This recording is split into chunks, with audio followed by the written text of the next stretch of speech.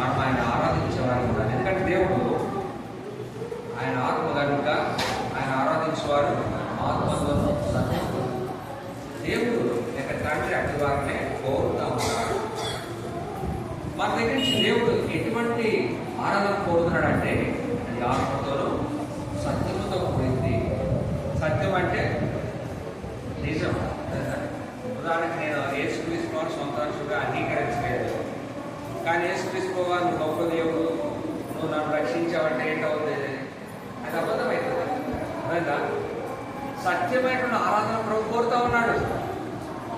ఏదో మనం నేర్చుకున్నది విన్నది అది మన దగ్గర నుంచి కోరట్లేనా? ఏ దేవునైతే ఎరిగామో, ఏ దేవుని యొక్క కార్యం మా జీవితంలో జరుగుతొచ్చిందో అది నిజంగా అనుభవించిన వారమై మనం ఎలుగెత్తి ప్రభువును ఆరాధిస్తే అది నిజమైన ఆరాధన, అది సత్యమైనటువంటి ఆరాధన, తండ్రి కోరే ఆరాధన. ఉదాహరణకు మనం చెప్పాలంటే పొద్దున్నే తాడేపల్లిగూడలో దిగాం. అన్న ఆటో పంపించాడు అనుకోండి, అది వేరే విషయం. పంపించలేదు, నేనే ఆటో పట్టుకుని ఇక్కడ దాకా వచ్చాను. ఈ ఊరి దగ్గర దిగాను. దిగిన తర్వాత ఎవరన్నా అయ్యా ఇక్కడ సియోను ప్రాంతాల్లో ఎక్కడ అంటే ఫలానా వీధిలో వెళ్ళండి, అక్కడికి వెళ్ళండి, అక్కడికి వెళ్ళండి అని చెప్తాను. నేను ఇటు తిరిగే లోపు ఏం చెప్తాను ఆయనకి? థ్యాంక్స్ చెప్తాను. ఏం చెప్తాను? నాకు సహాయం చేశాడు లేదా? ఇంతకుముందు నేను చెప్పాను ఆయనకి, ఎప్పుడు చెప్పాను? నాకు సహాయం చేస్తాను. దేవునికి నువ్వు నిజమైన థ్యాంక్స్ ఏంటంటే నువ్వు ఆయన దగ్గర నుంచి పొందితే ఆ అనుభవం ఉంటేనే నువ్వు థ్యాంక్స్ చెప్పగలవు. లేకపోతే నువ్వు చెప్పినది అది యథార్థమైనటువంటి ఆరాధనగా ఉండదు. అందుకోసం ప్రభు మనలో ప్రతి వారిని కూడా నిజమైనటువంటి ఆరాధకులుగా ఉండాలని ఇష్టపడుతూ ఉన్నాడు. సరే, ఈ ఉదయకాల సమయంలో ఆయన మనకి ఏమై ఉన్నాడో మనము కొన్ని సంగతులు వాక్యాలు చూసుకుంటాం. రండి, పరిశుద్ధ గ్రంథం నుంచి విలాప వాక్యములు 3వ అధ్యాయము. మనకు పరిచయమైన లేఖన భాగాలే విలాప వాక్యములు 3వ అధ్యాయము 21, 22, 23 వచనాలు మనం మార్చి చదువుకుంటాం. పేజీ నెంబర్ 683, పాత నిబంధన గ్రంథంలో పేజీ నెంబర్ 683, 3వ అధ్యాయము 21, 22, 23 మార్చి చదువుకుంటాం. నేను దీనిని జ్ఞాపకం చేసుకునగా నాకు ఆశ పుడుతున్నది.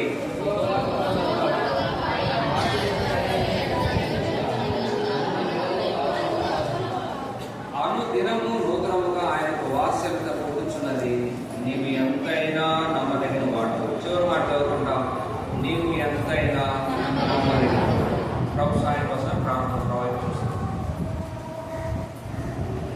ప్రేమ తండ్రి, పరలోకమందున మా దేవ యేసుక్రీస్తు ప్రభువా, ఈ నమ్మకమైన పరిశుద్ధమైన మహోన్నత దివ్యనామాన్ని బట్టి వందనాలు స్తోత్రాలు చెల్లిస్తూ కొనియాడుకుంటూ ఉదయకాల సమయంలో ప్రభువా ఈ పరిశుద్ధ పాదాలు ఆశ్రయించడానికి మీరు మాకు కృపను బట్టి వందనాలు. ఇంకనూ భూమి మీద మమ్మల్ని సజీలెక్కలో జ్ఞాపకం చేసుకున్నారు. మాకంటే ఆరోగ్యం కలిగిన వారు, అందచందాలు కలిగిన వారు, ఐశ్వర్యం కలిగిన వారు దినాలు చూడాలని ఆశపడుతూ వచ్చినారు ప్రభా, కానీ లేరు. వారికంటే యోగులు శ్రేష్ఠులని కాదు, కానీ ఈ అనాదికాల సంకల్పంలో ఉదయకాలంలో నిన్ను ఆరాధించడానికి మీరు మమ్మల్ని జ్ఞాపకం చేసుకున్నారు కనుక దినాన్ని మేము ఇలాగనే చేరాగలుగుతూ వచ్చినాం. ప్రభా, పాటల్లో మీ నామాన్ని మహిమపరచడానికి కురిపించారు వందనాలు. మా వెనుకల్లో ఆరాధన కొరకే చదవబడినటువంటి దివ్యలేఖన భాగాన్ని దీవించి ఆశీర్వదించండి. మా హృదయాలు పురుగొల్పండి. మన దోండైన యేసుక్రీస్తు ప్రభు వారిని మేము ఆరాధించిన కొరకే కృప దయచేయండి. బయట నుంచి వచ్చే శబ్దాన్ని విడిపించిన ఆయన కనికరించు. మా గురి గమనం, మా దృష్టి యావత్తు నీ మీదనే కేంద్రీకృతమైన రూపంలో సహాయం చేయమని వేడుచు ఘనత మహిమ స్తుతి ప్రభావం ఆరోపించుకుంటూ మా ప్రభువును ప్రియరక్షకుడైన యేసుక్రీస్తు ప్రభు వారి శ్రేష్టమైన నమ్మకమైన పరిశుద్ధ పవిత్ర దివ్యనామంలోని ప్రార్థన చేసేందుకు వేడుచున్నాము తండ్రి, ఆమేన్. ప్రియమైనటువంటి సహోదరి సహోదరుడా, ఈ ఉదయకాల సమయంలో ఆ ప్రభువు మనకి ఏమని ఉన్నాడో ఇప్పుడు సరిగ్గా చూసుకుంటాం.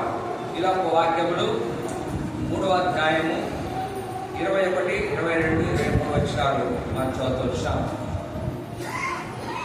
భక్తుడైనటువంటి ప్రవక్త ఇర్మియా గారు ఆయన వేపిస్తూ రాసినటువంటి పత్రిక ఇది.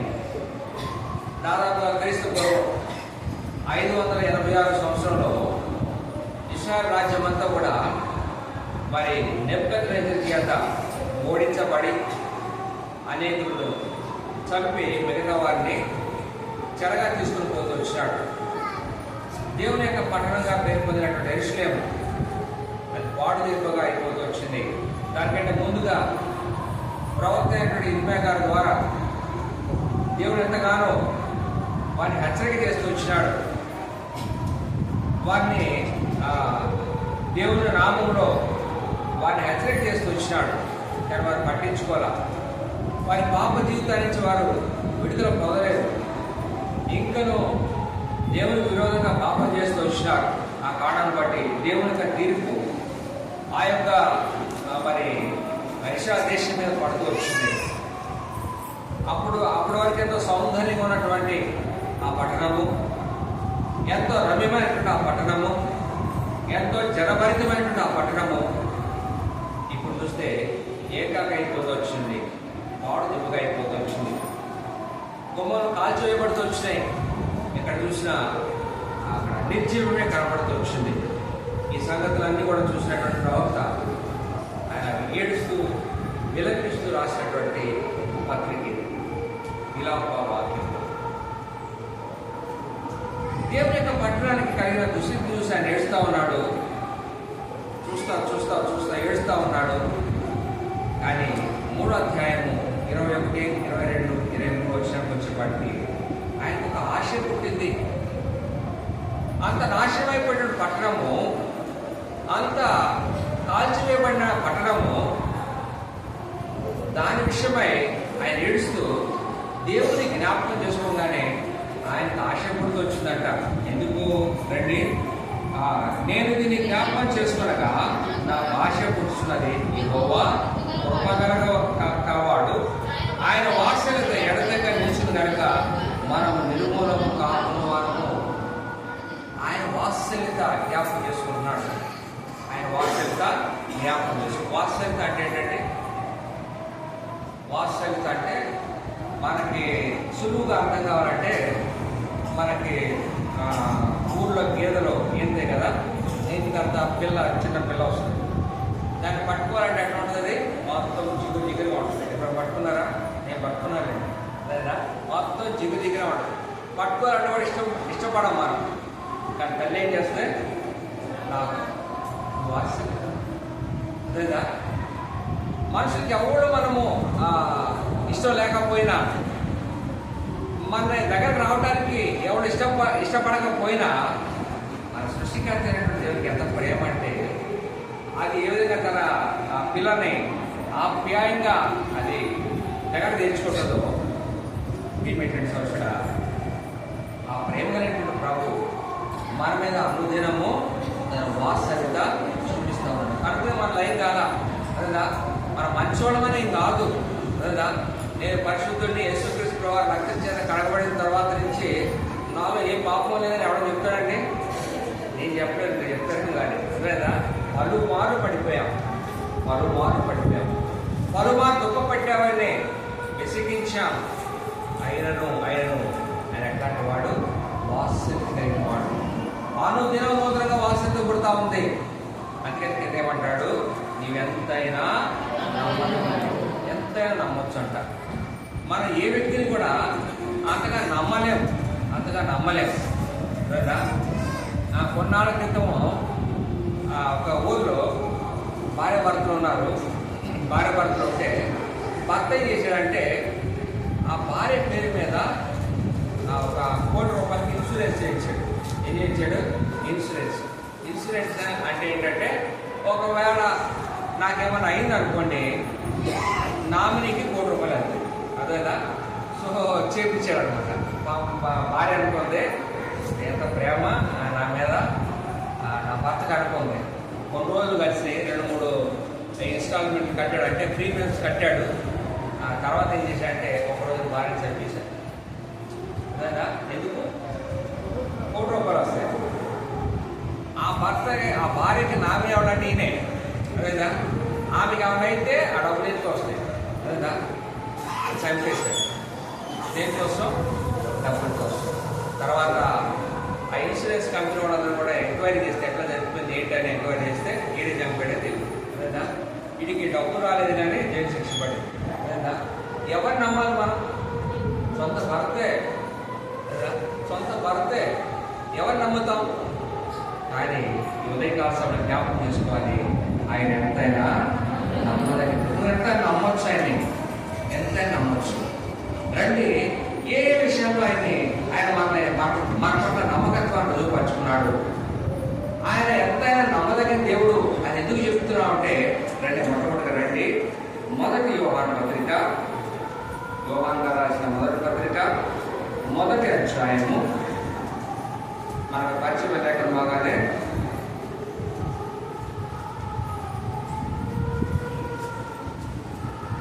9వ వచనం, మన పాపములను మనం ఒప్పుకొని ఎడల ఆయన నమ్మదగిన వాడును నీతిమంతుడు కనుక ఆయన మన పాపను క్షమించి సమస్త దుర్నీతి నుండి మనలను పవిత్రులుగా చేయను. ప్రిమిటెడ్ సంవత్సరం మొట్టమొదటిగా ఆయన నమ్మకత్వాన్ని మన పట్ల ఏదో రుజువుపరిచాడంటే మన పాపాలు క్షమించులో. మన పాపాలు క్షమించులో ఆయన ఎంతైనా నమ్మదగిన, ఎంతైనా నమ్మచ్చు. ఉదాహరణకి నేను పాపం చేశాను అనుకోండి, ఒక సహోదరుడికో సహోదరికి చెప్పాడు, సహోదరుడా నేను ఏం తప్పు చేశానంటే ఆయన ఏం చేస్తాడు? ఇంకో నలుగురికి చెప్తాడు. అవునా కదా? ఇంకో నలుగురు చెప్తాడు. నలుగురికి చెప్పేటప్పుడు కూడా కొంచెం దాన్ని మసాలా యాడ్ చేసి చెప్తా ఉంటాడు. అర్థమైందా? ఇట్లా అట్ట అని చెప్తాడు. మనుషుల యొక్క నైజం అదే. పాపం ఏం చేస్తాడు? మాటకే గుర్తు చేసుకుంటాడు.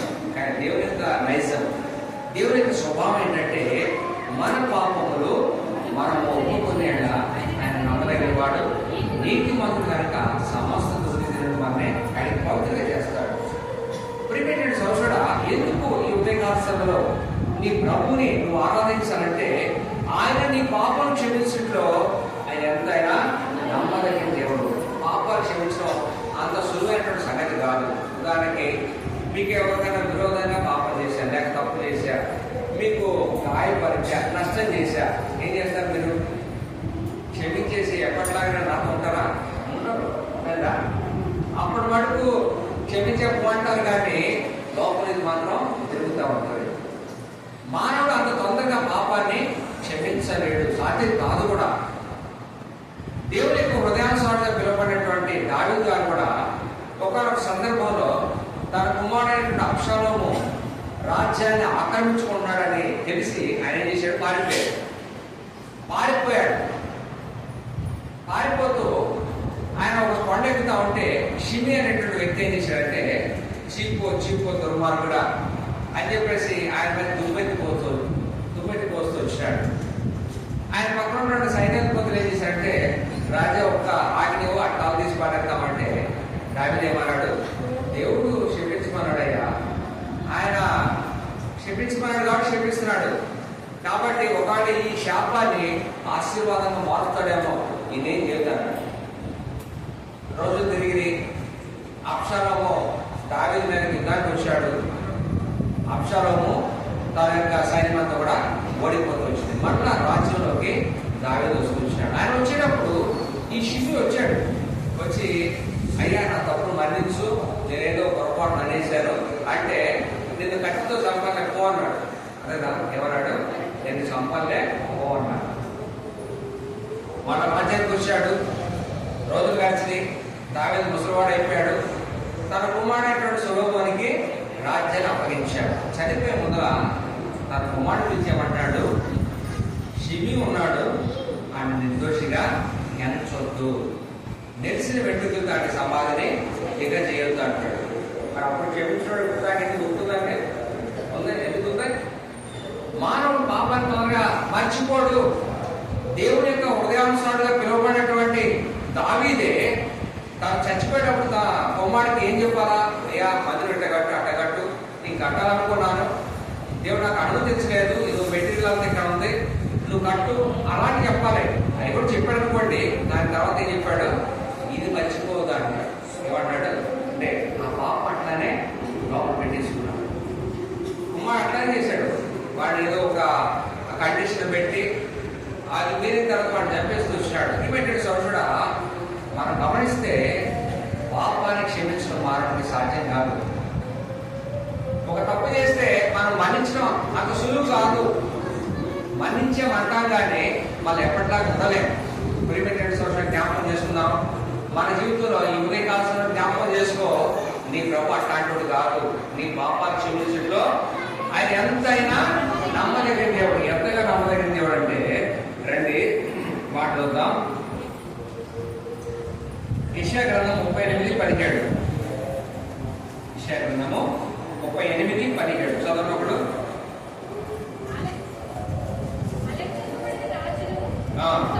అమ్మా 38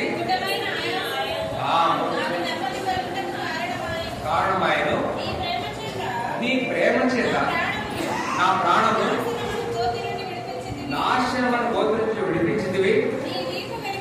నీ వీపు వెనుకతట్టు నా పాపములని నీవు పారవేస్తుంది. దేవుడు ఏం చేశాడంట? ఆయన నమ్మదగినోడు కనుక మన పాపాలను ఏం చేశాడంట? వీపు వెనకేసుకున్నాడంట. అర్థంగా ముందు కనబడటం ఆయనకి ఎక్కడేసుకున్నాడు? వీపు వెనకేసుకున్నాడు. ఎందుకంటే ఆయన ఎంతైనా నమ్మదగిన దేవుడు.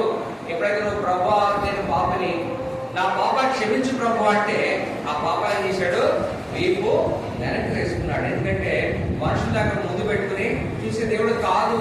ఎప్పుడైతే నువ్వు క్షమించమని అడిగావో ఆ ప్రభు ఆ క్షణమే క్షమిస్తాడు. దానికి రుజువే మన పాపాలు ఎక్కడ వేసుకున్నాడు? వీపు వెనక్కి వేసుకున్నాడు. ఎందుకంటే అంటే మీకా గ్రంథం 7:19. మీకా గ్రంథము 7:19.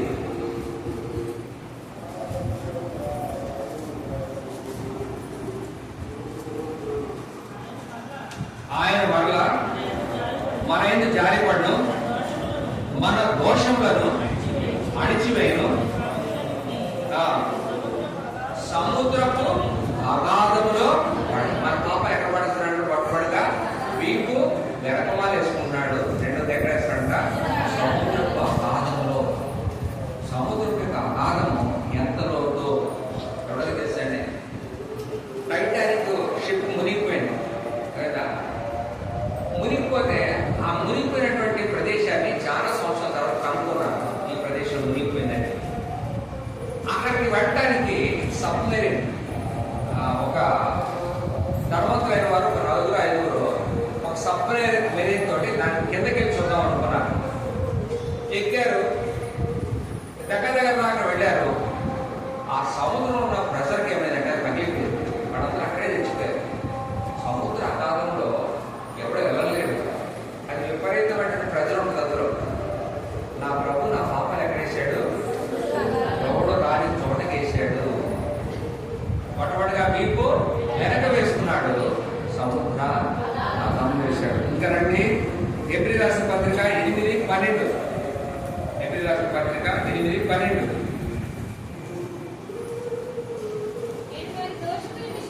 నేను వారి దోషముల విషయమై దయగలిగి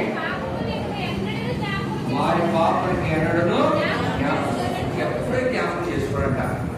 ఎందుకంటే సోదరుడా, నా దేవుడు ఎంత నమ్మదగిన వాడంటే నా పాపములైనా వారి ఎన్నడూ కూడా జ్ఞాపకం చేసుకోడంట. ప్రభు మధ్యమర్ప జ్ఞాపకం చేసుకోడంటే మర్చిపోతాడంతే. నీ పాపాలైనా మర్చిపోతాడు. ఒకవేళ నీ పాపం కనుక గుర్తొస్తే నువ్వు నేను క్షమించబడదు. దేవుడు చేస్తున్నాడు? మర్చిపోతున్నాడు. వీపు వెనకేసుకున్నాడు. సముద్ర అగాధంలో పడేశాడు. ఎన్నడూ జ్ఞాపకం చేసుకుని అన్నాడు. ఇంకో మాటలో అంటే కొలస్సీయుల రాసిన పత్రిక 2:14.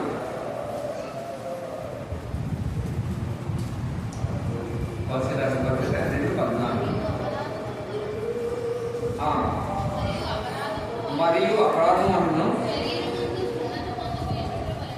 మీరు మృతులై ఉండగా దేవుడు వ్రాతపూర్వకమైన ఆజ్ఞల వలన మన మీద రుణముగాను మనకు విరోధంగాను ఉండే పత్రమును మేకులతో సిలువకు కొట్టి దాని మీద జీవనాలను గుర్తువేసి మనకు అర్థం లేకుండా ఎత్తివేసాను. నాలుగోది ఏం చేస్తూ వచ్చినాడంటే మనకు విరోధంగా పత్రం ఉంది. దుష్టుడు అంటాడు, ఒక లిస్ట్ రాసుకొస్తాడు, ఫలానా సహోదరుడు సహోదరి ఏంటి శిక్ష ఏంటి వీళ్ళకి అంటే ప్రభువు ఏమంటాడంటే నా రక్తము వారిని క్షమించింది. దాని సిలువుకు ఆ యొక్క రుణపత్రాన్ని సిలువుకు మేకలేసి కొట్టేశాడు. దాని మీద చీమరాకుందా ఇంకెవరైనా చదువుతాడేమని చేశాడు, తుడిచివేసినాడు.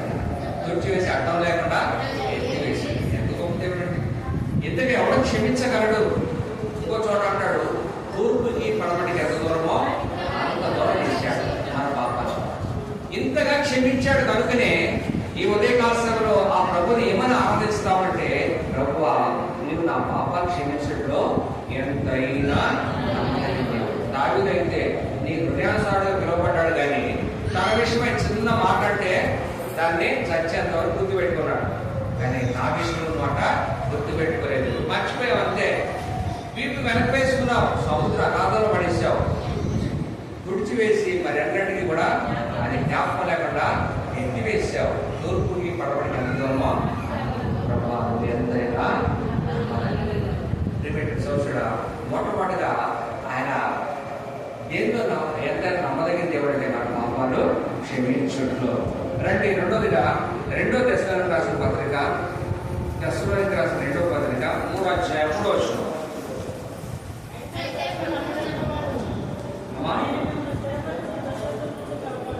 ఇక్కడ 2వ చూస్తే, అయితే ప్రభువు నమ్మదగిన వాడు, ఆయన స్థిరపరిచి దుష్టత్వం కాపాడును.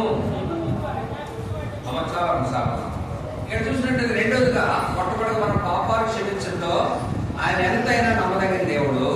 రెండోదిగా దుష్టత్వం నుంచి, దుష్టుడి నుంచి తప్పించుట్లో కాపాడుంటే ఆయన ఎంతైనా నమ్మదగిన దేవుడు. దేవుడు ఎదిగిన తర్వాత దుష్టుడు ఎంతగానో మమ్మల్ని శోధించడానికి, జయించడానికి రకరకాల పరిస్థితులు మనకు అనుమతిస్తూ ఉంటాడు. అటువంటి పరిస్థితుల్లో ఈ ప్రభు మనకు ఎంతైనా నమ్మదగిన దేవుడు, ఎంతైనా నమ్మదగిన దేవుడు.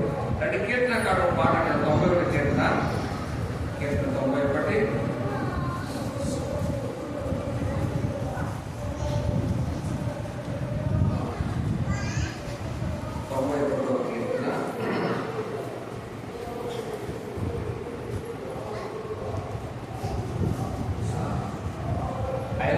రాత్రి వేళ కడుగు భయంకైనను, పగటి వేళ ఎదురు బాణంకైనను, చీకటిలో సంచరించి ఎదురుకైనను, మధ్యాహ్నం పాడిచే రోగముకైనను భయపడకుందు. నీ ప్రక్కను 1000 మంది పడినను, నీ కుడి ప్రక్కన 10,000 మంది ఉన్నాను, అపాయం నీకు రాదు. అదే అన్నాడు, నీకు అపాయమేమి రాదు, ఏ దేవుడు నీ గుడారాన్ని సమీపించదు. ఎందుకంటే ఆయన నమ్మదగిన దేవుడు, దుష్టత్వాన్ని మనల్ని తప్పించేటువంటి దేవుడు, దుష్టుని తప్పించే దేవుడు. చాలా కాలం క్రితము ఒక బ్రదర్ ఉన్నాడు. ఆయన ఆర్మీలో పనిచేసేవాడు. ఒక కమాండ్ దగ్గర ఆయన జీప్ అవుతాడు అనమాట. సో యేసుక్రీస్తు వారిని నమ్మాడు, ప్రభు కోసం జీవిస్తూ ఉన్నాడు. కానీ అతని కమాండర్కి యేసుక్రీస్తు ఇష్టం కదా. ఏం చేసేవాడంటే ఈయన ఎప్పుడు కూడా ఇబ్బంది పెడుతూ వచ్చేవాడు. ఒకరోజు ఏమైందంటే ఆ కమాండ్ తీసుకెళ్తా ఉంటే అది ఆదివారము రోడ్డు పక్కన చర్చి కనపడింది అనమాట. దీని వెంటనే కారుకి బ్రేక్ వేసి చర్చిలోకి వెళ్ళి ప్రార్థన చేసుకుని వచ్చాడు. ఇది మండిపోతుంది ఇప్పుడు ఇక్కడ ఆపేసి లోపలికి వెళ్ళి వస్తున్నాడు అని చెప్పేసి ఆయనకి చాలా కోపం వచ్చింది. వచ్చిన తర్వాత ఈయన ఇంకా మరింతగా ఇబ్బంది పెట్టడం ఆరంభిస్తున్నాడు. ఆయన సంతోషంగా భరిస్తూ ఉన్నాడు. రోజులు గడుస్తూ ఉన్నాయి, అతను టార్చర్ ఎక్కువైంది. ఒకరోజు నా ఉన్నట్టుండే హఠాత్తుగా ఆ కమాండర్కి ఏదో జబ్బు చేసింది, హాస్పిటల్ చేరాడు. అన్ని టెస్టులు చేశారు, అన్ని బాగానే ఉన్నాయి. కానీ అతనికి రోగం తగ్గట్లేదు. భయం వచ్చేసింది. 4-5 రోజులు అట్లా గడిచిన తర్వాత ఆయన గుర్తొచ్చింది, ఇది అతను నేను ఇబ్బంది పెట్టడం వల్లే వచ్చింది. వెంటనే ఏం చేశాడంటే తన దగ్గర ఉన్న వారిని ఆయన పిలుచుకురామని చెప్పేసి పంపించిన తర్వాత ఆయన వచ్చాడు. ఆయన క్షమించుకొని అడుగుతూసాడు. అడిగి ప్రార్థన చేయమన్నాడు. ఆ బ్రదర్ చక్కగా మోకరించి అతను స్వస్థ కొరకే ప్రార్థిస్తూ వచ్చినాడు. స్టార్ట్ చేస్తే అద్భుతంగా రెండో రోజు డిశ్చార్జ్ చేయాలి కదా. ఇక్కడేం గమనించవచ్చు అంటే ఆ కమాండర్కి ఇతను ఏమైనా చేయొచ్చు, కానీ ఈయన నమ్ముకున్న దేవుడు ఎట్లాంటి వాడు, ఎంతైనా దుష్టత్వం నుంచి తప్పిస్తాడు. ఎన్ని సంగతులు మా జీవితం జరుగుతున్నాయి. మధ్యాహ్నం ఎదురు ఆ పాడు చేసి తెగిలేదో చీకట్లో సంచరించు, ఆ తెగిలేంటో ఎగిరే బాణం ఏంటో నీకేం తెలుసు, నాకేం తెలుసు. ఎన్ని సంగతులు. గద్దెనాలో కరోనా వచ్చింది, ఎంతమంది కోటీశ్వరులు సైతము చనిపోతూ వచ్చినారు. ఇంకా మనం సజీవంగా ఉన్నామంటే మన దేవుడు నమ్మదగిన దేవుడు. మన ఆరోగ్యాన్ని బట్టి, మన జాగ్రత్తను బట్టి ఇక్కడ లేవు మనం. ఆయన నమ్మదగిన దేవుడు కనుక ఇంకా భూమి మీద మననే సజీవంగా ఉంచాడు. మొట్టమొదటిగా ఆయన మన పాపాలు క్షమించడంలో నమ్మదగిన దేవుడు. రెండోదిగా దుష్టత్వం నుంచి తప్పించడంలో నమ్మదగిన. బయట నుంచి వచ్చే దుష్టత్వమే కాదు, మనలో ఉంటే దుష్టత్వం నుంచి కూడా తప్పిస్తాడు కదా. కొన్నిసార్లు మనలోనే దుష్ట మనసు వస్తూ ఉంటుంది, వాళ్ళని వీళ్ళని ద్వేషిస్తూ ఉంటాం, లేక దేవుడికి విరోధమైన సంగతి చేయడానికి ప్రయత్నం చేస్తూ ఉంటాం కదా. అట్లాంటి టైంలో కూడా దేవుడు మనం ఏం చేస్తాడు, నమ్మదగిన దేవుడు కనుక దుష్టత్వం చేయకుండా కాపాడుతాడు. బయట నుంచి వచ్చే దుష్టుడి యొక్క దాడి నుంచి తప్పిస్తాడు, మనలో పుట్టే దుష్టత్వం నుంచి కూడా విడిపిస్తాడు. అందుకని ఆయన ఎంతైనా నమ్మదగిన దేవుడు. లేకపోతే ఈ దినాన్ని మనకు ఉండేవారు కాదు. ప్రిమిటెడ్ సోర్సుడా ఆయన పిలిచిన ఆయన దేవుడు, లేక మనం ఏర్పరచుకున్నటువంటి దేవుడు ఎట్లాంటి వాడంటే ఆయన ఎంతైనా నమ్మదగిన దేవుడు. ఈనాడు చాలా మటుకు ఈ దుష్టత్వాన్ని నుంచి దేవుడు తప్పించడానికి మనం ఎప్పుడైతే అనుమతిస్తామో దేవుడు తప్పిస్తాడు. కొంతమంది హృదయాన్ని కఠినం చేసుకుంటూనే ఉంటారు. ఇటువంటి కఠిన హృదయం ఎంత మాత్రం మంచిది కాదు. దేవుడు నీ పట్ల ఎంతైనా నమ్మదగిన దేవుడుగా ఉన్నాడు. ఆ నమ్మకత్వాన్ని ఎప్పుడు కూడా మనము అరుసుగా తీసుకోవద్దు. ఆయన ఎంతైనా నమ్మదగిన ప్రభువా, నా పాపాలు క్షమించుట్లో నీ నమ్మకత్వాన్ని చూపించావు, నన్ను దుష్టత్వం నుంచి తప్పించుట్లో నీ నమ్మకత్వాన్ని చూపించావు. దుష్టుల నుంచి తప్పించడానికి నాలో పుట్టేటువంటి దుష్టత్వాన్ని కూడా నువ్వు ఆపు చేస్తా ఉన్నావు ప్రభా. అంటే ఎంతైనా నమ్మదగిన దేవుడు. ఇంకంటే అంటే రండి, ఇంకా పరిశుద్ధ గ్రంథం నుంచి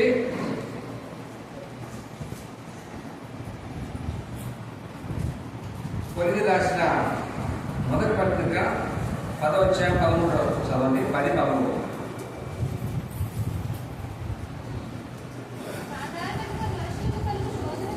సాధారణంగా మనుషులు కలిగి శోధన తప్ప మరి ఏది మీకు సమర్పించలేదు. దేవుడు నమ్మదగిన వాడు. మీరు సహించగలిగినంత కంటే ఎక్కువగా నువ్వు ఆయన శోధించబడ్డాడు. అంతేకాదు సహింపగలుగుతాడు. ఆయన శోధనతో కూడా తప్పించుకునే మార్గంను కలుగు చేయను. ఆయన నమ్మదగిన దేవుడు అంటే నువ్వు ఎంత సహిస్తావో అంతవరకు అనుమతిస్తాడు. అందులో కూడా తప్పించుకోవడానికి మార్గం చూపిస్తాడు. ఎందుకంటే ఆయన ఎంతైనా నమ్మదగిన దేవుడు. దుష్టత్వాన్ని దుష్టుడి నుంచి వాటి తీసుకొచ్చే ప్రతి పన్నాగా నుంచి నన్ను తప్పిస్తున్నావు. మనం ఎంతైనా నమ్మదగిన దేవుడు. రండి, హెబ్రీయులకు రాసిన పత్రిక 10వ అధ్యాయము 23వ వచనం. హెబ్రీయులకు రాసిన పత్రిక 10:23.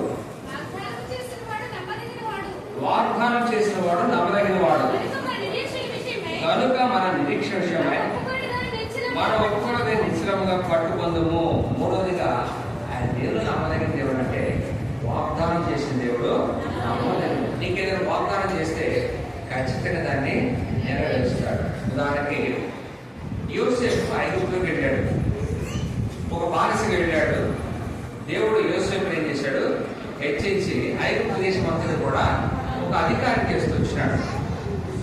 ఆయన కాలంలో ఇశ్రాయేలు వారందరూ కూడా, అంటే యాకోబు తన కుమారులు ఆయన సంతానం అంతా కూడా ఎక్కడికి వచ్చింది, ఐగుప్తులోకి వచ్చింది. యోసేపు చనిపోయాడు. యోసేపు ఉన్నప్పుడు రాజు కూడా చనిపోయాడు. యోసేపుని ఎరగినటువంటి రాజు ఒక ఆయన వచ్చాడు. అప్పుడు ఎంత అయిందంటే 430 సంవత్సరాలు అయింది. ఆయన ఎంతో కష్టపడతా ఉన్నాడు, దేవుని ప్రజలు బాధ పెడతా ఉన్నాడు. వారు వెట్టి పనులు చేస్తూ మూలుగుతా ఉన్నారు. దేవుడు వారి మూలుగును విన్నాడంట. విను వచ్చి ఎవరు పంపించాడంటే మోషే అహరోను పంపించి విడిపించాడు. ఎందుకు దేవుడు వారిని విడిపించాడంటే ఎవరితో వాగ్దానం చేశాడు? అబ్రాహాముతో చేశాడు. కదా, అబ్రాహాముతో వాగ్దానం, అబ్రాహ్మా నీ సంతానం నేను దీవిస్తా, తమది కాని దేశంలో 400 సంవత్సరాలు అంటే 400 సంవత్సరాలు వాళ్ళు ఉంటారు, తర్వాత నేను వాడిని అక్కడి నుంచి తీసుకొస్తానని అబ్రహాముకి ఇస్సాకు పుట్టకముందే చెప్పాడు. లేదా అబ్రహాముకి ఇంకా ఇస్సాకు పుట్టకముందే నీ సంతానం వారు తమది కాని దేశంలో ఒక 400 ఏళ్ళు ఉంటారు, నేను మనం వారిని దర్శించి తీసుకొస్తానని ఆయన వాగ్దానం చేశాడు. ఇప్పుడు వాళ్ళకి 400 సంవత్సరాలు అయిపోయింది, విడిపించేవాడు ఎవడు లేడు, అడగడానికి అబ్రహాం ఉన్నాడప్పటికీ లేడు. ఆయన వాగ్దానం చేసిన దేవుడు ఉన్నాడు. ఆయన వాగ్దానం చేసిన దేవుడు ఉన్నాడు. ఆయన ఎట్లాంటి వాడు? ఎంతైనా నమ్మదగిన. వాగ్దానం చేసిన దేవుడు ఎట్లాంటి వాడు? ఎంతైనా నమ్మదగిన దేవుడు. అబ్రహాంతో చేసిన వాగ్దానం గుర్తుపెట్టుకున్నాడు. ఆ 400 సంవత్సరాలు గడిచిన తర్వాత ఇశ్రాయేలు ప్రజలందరినీ కూడా బలమైన ఐగుప్తు రాజు యొక్క అధికారం కింద నుంచి ఆయన విడికి తీసుకొచ్చినాడు. ఒకే రోజు బయట తీసుకొచ్చాడు. ఎంత గొప్ప దేవుడని. ఆయన ఎంతైనా వాగ్దానం చేస్తే మనం మర్చిపోతాం, ఆ ప్రభు మర్చిపోడు. 2011 సంవత్సరంలో వాచ్ నైట్ సర్వీస్ అంటే 2010 డిసెంబర్ 31కి వాచ్ నైట్ సర్వీస్లో మనం పొద్దున అందరూ వాగ్దానం తీసుకుంటాం కదా. వాగ్దానం నేను కూడా వాగ్దానం తీసుకున్నాను. నాకేమొచ్చింది? నీకు ఆరోగ్యమును స్వస్థతను మరలా ఇస్తాను అని వాగ్దానం చూసి ఆరోగ్యం స్వస్థత నాకెందుకు బాగానే ఉండగా అనుకున్నాను. లేదా నాకెందుకు బాగానే ఉండగా అనుకున్నా. రోజులు వేస్తూ ఉన్నాయి. సెప్టెంబర్ మాసం 10వ తారీఖు అంటే ఇవాళ 8 రేపు దాదాపుగా 13 సంవత్సరాలు. నేను ఆఫీస్ నుంచి ఇంటికి వస్తూ ఉన్నాను, బండి మీద వస్తున్నాను. ఇంకా 2 నిమిషాలు చాలు ఇంటికి వెళ్ళిపోతాను. అంత దగ్గరికి వచ్చాను. ఈలోపు ఒక ఆటో నాకు ఎదురు వచ్చి కొట్టాడు, పడిపోయాడు. నా వెనక వస్తున్న కారు చేతి మీద ఎక్కిందండి, క్షణాలు జరిగింది కదా. నన్ను బయట తీసుకెళ్ళి పక్కన రోడ్డు పక్కన ఇంటికి పక్కన పడింది. స్పృహ లేదు నాకు. అందరూ గుర్తుకూడారు, చనిపోయాడు అని చెప్పేసి అనుకుంటున్నారు. నాకు వినపడుతున్నాయి, స్పృహ లేదు కానీ వారు మాట్లాడే మాటలు వినపడతా ఉన్నాయి.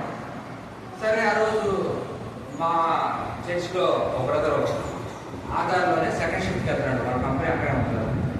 అరే చాలా మంది గుంపు కూడా రేట్ అని చెప్పేసి బండి స్టాండ్ చేసి రోడ్డు దాకా వస్తే నేను కనపడి వచ్చినాను. వెంటనే ఒక ఆటో ఎక్కించుకుని హాస్పిటల్ తీసుకెళ్ళాడు. డాక్టర్ చెక్ చేశారు, చాలా లేట్ చేశారు. అప్పటికి ఇంకొక పెద్ద హాస్పిటల్ తీసుకెళ్తే హ్యాడ్ లాస్ అయిపోయేటట్టుంది, నిమ్స్కి తీసుకెళ్తున్నారు. సార్ నిమ్స్కి తీసుకెళ్ళారు. వాళ్ళు చెప్పారు హ్యాండ్ వచ్చే అవకాశం లేదండి అని చెప్పేసారు. ఎంత ఖర్చు అయితే పర్లేదు, మేము పెట్టుకుంటామని మా కంపెనీ వారు అన్నారన్నమాట. ప్రయత్నం చేశారు. అర్ధరాత్రి వరకు సాధ్యం కాదు. తర్వాత ఆదివారం ఆపరేషన్ చేస్తూ వచ్చినాను. ఇది హ్యాండ్ కోల్పోవడం జరుగుతూ వచ్చింది. నేను ఎందుకు చెప్తున్నానంటే ఇది సెప్టెంబర్ 10వ తారీఖు జరిగింది. మళ్ళా నేను డిసెంబర్ 31st వరకు మళ్ళీ జాయిన్ అయిపోయాను కంపెనీలో. అందరూ ఆశ్చర్యపోయారు, అరే ఎంత మేజర్ యాక్సిడెంట్ అయింది, 100 రోజులు తిరగముందే మళ్ళా చిన్న చిన్న యాక్సిడెంట్లకి 6 నెలలు రెస్ట్ తీసుకునేవాడు అదేనా. కానీ 100 రోజులు అంటే 3 నెలలు. ఎందుకంటే దేవుడు వాగ్దానం చేసిన దేవుడు అంటే అంత తక్కువ టైంలో దేవుడు నేను ఏ ఆరోగ్యాన్ని అయితే కోల్పోతూ వచ్చినానో తిరిగి ఆయన నాకు సమకూరుస్తూ వచ్చాను. ఎందుకంటే వాగ్దానం చేసిన దేవుడు నమ్మలేదు. దేవుడు ఎందుకు అనుమతించాడు అది ఉద్దేశం వేరు కానీ నేను వాగ్దానంలోకి చెబుతాను. అదేగా దేవుడు నా పట్ల కలిగిన ఉద్దేశం వేరు, అది చాలా ఉన్నతమైంది. సో అందుకోసం అనుమతి తీసుకొచ్చాడు. కానీ నేను చెప్పేది ఏంటంటే నాకు వాగ్దానం ఇచ్చాడు. ఆ సంవత్సరం మొదటి రోజున అది చివరి వారం ఆ యొక్క సంవత్సరం ఎండింగ్లో దాన్ని నెరవేరుస్తూ వచ్చినాడు. నాకు జరిగిన తర్వాత అదే స్పాట్లో 4 యాక్సిడెంట్ జరిగినాయి. 4 చనిపోయారు. ఒక్కరు కూడా బతకాలి, 4 చనిపోయారు. నేను ఇప్పటికీ సజీవంగా ఉన్నాను. ఎందుకు? నా దేవుడు ఎంతైనా నమ్మదగిన వాడు. వాగ్దానం చేశాడంటే ఆయన ఖచ్చితంగా నెరవేరుస్తాడు. రండి ఆ మాట చూద్దాము. రండి రాసిన 2వ పత్రిక చూడండి. 2వ పత్రిక 1వ అధ్యాయం 20వ వచనం. దేవుని వాగ్దానములు ఎన్ని అయినను అన్ని క్రీస్తులందు అవునన్నట్టుగానే ఉన్నవి. కాబట్టి ఇక్కడ మనం చూస్తే ఎన్ని వాగ్దానాలు ఉన్నా క్రీస్తు ప్రభువారు ఎట్లున్నాయంటే అవి అవును ఆమె అన్నట్టు. దేవుడిచ్చే ప్రతి వాగ్దానం కూడా ఖచ్చితంగా నెరవేరుస్తాడు, నువ్వు నమ్మిన నమ్మకపోయినా. ఎందుకంటే నువ్వు నమ్మవేమో కానీ నీతో వాగ్దానం చేసిన దేవుడు ఎట్లాంటి వాడు? అబ్రాహాముకి సంతానం ఇస్తాడు, వెయిట్ చేశాడు, విసిగిపోయాడు. ఈ మధ్యలో ఇసాకు కంటూ వచ్చినాడు. కానీ దేవుడు తన వాగ్దానం మర్చిపోతాడా? ఆయన వాగ్దానం నెరవేర్చకుండా ఉంటాడా? వారిద్దరూ వయసు ఉడిగిపోయినాను, ఇంకా వారికి సంతానం కలగటం అసాధ్యమైనా సరే అదేదా దేవుడు వాగ్దానం ఏం చేసింది? వారికి ఖచ్చితంగా నెరవేరుస్తూ వచ్చింది. ఆ ముసలి తరంలో వచ్చి దేవుడు ఇస్సాకును బయట తీసుకొచ్చాడు. చాలా అయిపోయింది, నాకెట్లా పిల్లలు కొడతారు, గర్భం ఉడిగిపోయింది కదా. చాలా నువ్వు నవ్వావు, అభిప్రాయం లేదు లేదు అదేదా లేదు, నువ్వు నవ్వావు.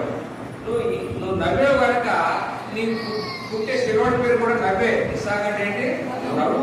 అదేదా నువ్వు నవ్వావు, నీకు పిల్లలు పుట్టాలనుకున్నావు, అది అసాధ్యం అనుకున్నావు, కానీ నీకు వాగ్దానం చేశాను. అదేదా నేను వాగ్దానం చేశాను, నువ్వు నవ్వావు కనుక నీ కుమారుడు పేరు అదే ఇస్సాకు. కూడా వాగ్దానం చేసిన దేవుడు ఎట్లాంటి వాడు? నమ్మదగిన దేవుడు. రండి ఇంకో సంగతి చూద్దాం. మొదటి దశరథులకు రాసిన పత్రిక 5వ అధ్యాయం 24వ వచనం. 5:24 మిమ్మును పిలిచిన వాడు నమ్మకమైన వాడు కనుక ఆరాధన చేయడు. 4వది చివరిగా మనం చూస్తే పిలిచిన వాడు ఎట్లాంటి వాడంట? ఎందుకు పిలిచాడండి? పిలిచిన దేవుడు నమ్మకమైన వాడు. ఎందుకు పిలిచాడు మనమే? రండి మొదటి కొరింథీ 1:9.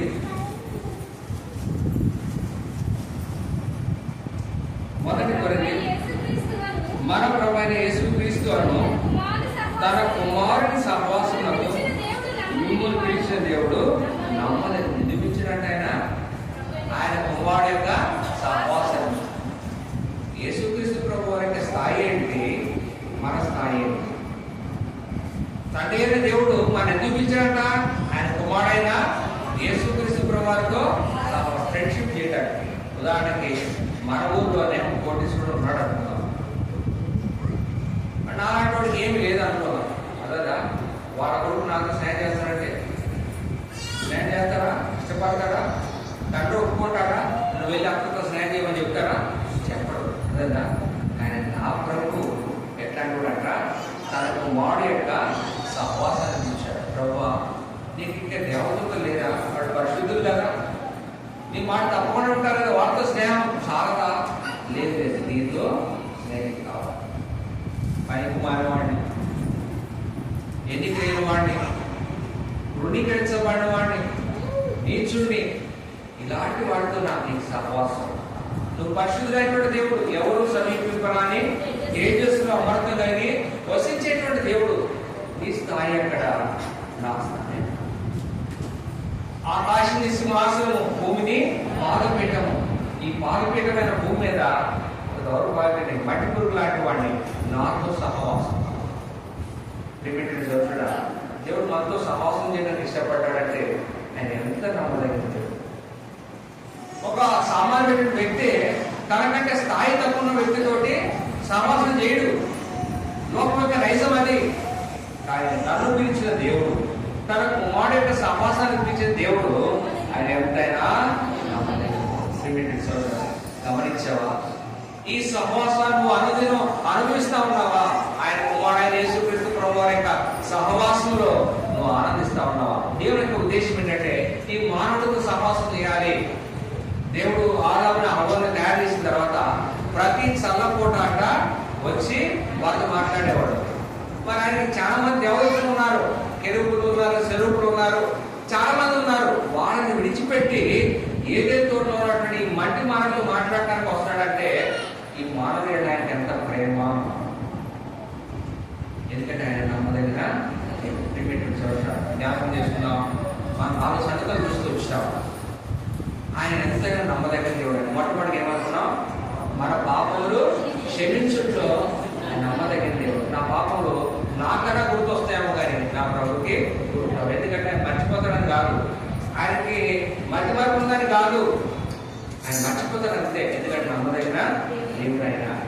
రెండోదిగా దుష్టత్వం నుంచి కాపాడులో ఆయన ఎంతైనా నమ్మదగిన దేవుడు. నేను మర్చిపోతాను, నా ప్రభు మర్చిపోడు. ఎన్ని అపాయాలు, ఎన్ని ప్రతికూలమైన పరిస్థితులు జీవితంలో ఎదురైనా కానీ ఇప్పటి వరకు సజీవంగా ఉండగలిగినానంటే, నీవు నేను ఉండగలిగామంటే ఆయన నమ్మకత్వాన్ని బట్టే ఉన్నాం.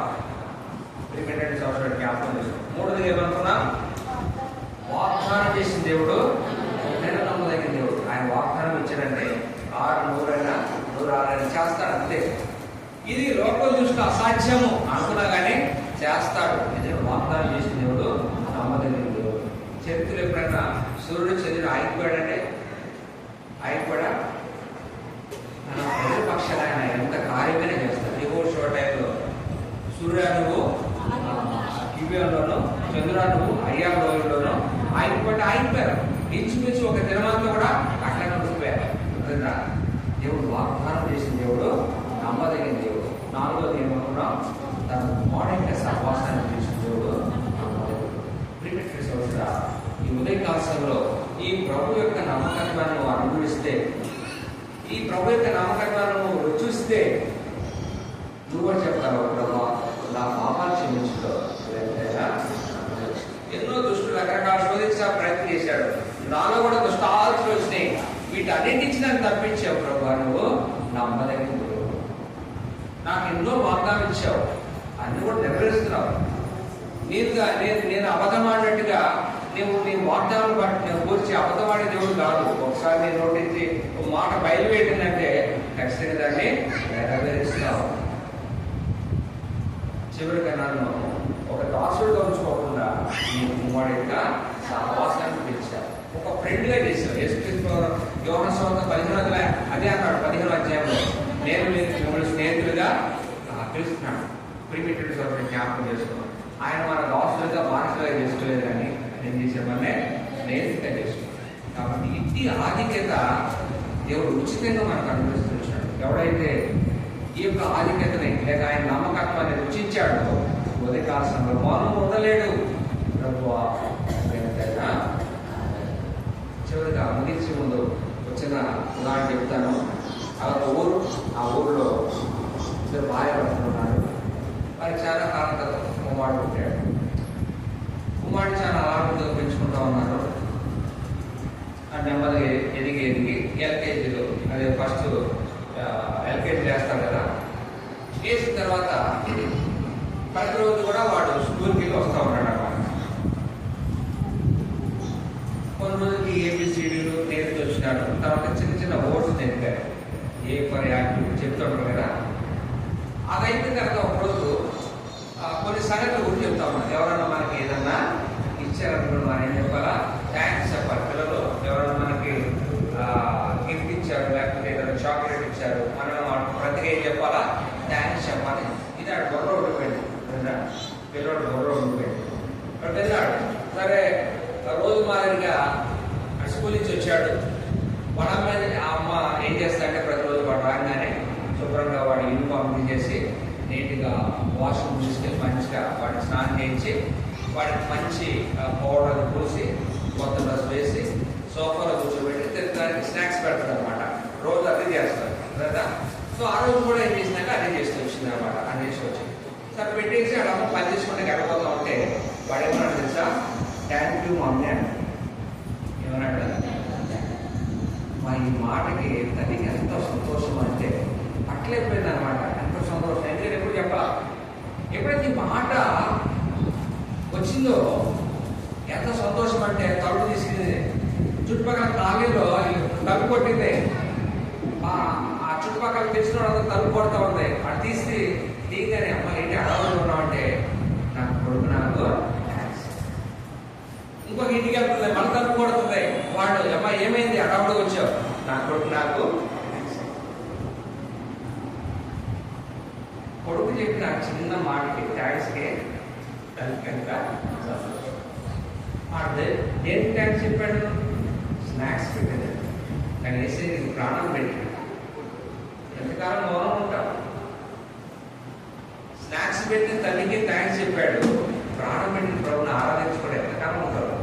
ఇలా చాలా చాలా మంది ఏడాది తరబడి వస్తూనే ఉంటారు కానీ ఆరాధన చేయరు. ప్రభు థ్యాంక్స్ చెప్పలేమా? ప్రభు నా పాపాలు క్షమించుతో నువ్వు నమ్మదగిన దేవుడు, నీకు వందనాలు. నన్ను దుష్టు నుంచి దుష్టాన్ని కాపాడుతున్నావు, నీకు వందనాలు ప్రభు. వాగ్దానం నుంచి నెరవేరుస్తున్నావు, నీకు వందనాలు. నీ సమాసాన్ని పిలిచావు, అర్హత లేదు నాకు, ఇంత అధికరించావు ప్రభు. నీకు ప్రిమిటెడ్ సంవత్సరం ఈ కొద్ది మాట జ్ఞాపకం చేసుకున్నాం. ఈ ఉదయకాలంలో దేవుడు ఎంతైనా నమ్మకం. నీ జీవితం నిజంగా ఈ నమ్మకత్వాన్ని నువ్వు అనుభవిస్తే నువ్వు కూడా ఈ ఉదయకాలంలో ఆయన ఎదురెత్తి ఆరాధిస్తావు. ఎందుకంటే దేవుడు ఎంతైనా నమ్మకం.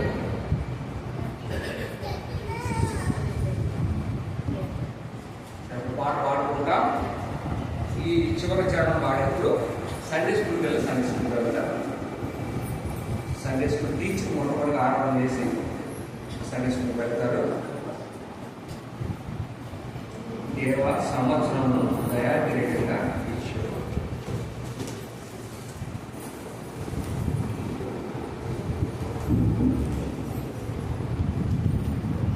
అంటే 253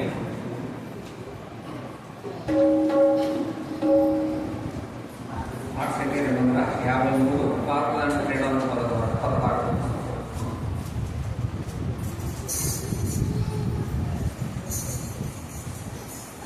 253. దేవా సంవత్సరమును దయా కిరీటము సాధించియున్నావు. దేవా నీకు కారణము పారమును తల్లుచున్నావి. దేవా నీకు కారణము